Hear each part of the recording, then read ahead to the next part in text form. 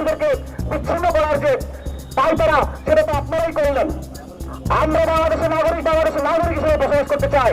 আদিবাসী লেখা সংক্রান্ত যে গ্রাফিতি আপনারা সরিয়েছেন, সেটি পুনর্বহাল অবশ্যই করতে হবে। আপনারা দেখেছেন, তাদের বক্তব্য শুনেছেন, তারা কেমন উগ্রবাদী, তারা কিভাবে তারা সাম্প্রদায়িকতা বাস্তবতা বাংলাদেশের মাটিতে ছড়ায়, সেটা আপনারা স্পষ্ট বক্তব্যটা আপনারা দেখেছেন। আপনারা কাদেরকে বিচ্ছিন্নতাবাদী বলছেন? আমাদেরকে আপনারা বিচ্ছিন্নতাবাদী বলছেন, নাকি আপনারা নিজেরাই বিচ্ছিন্নতাবাদী?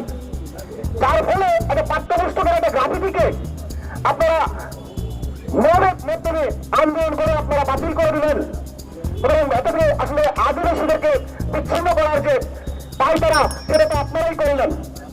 আমরা বাংলাদেশের নাগরিক হিসেবে বসবাস করতে চাই এবং আমরা আদিবাসী হিসেবে বাঁচতে চাই।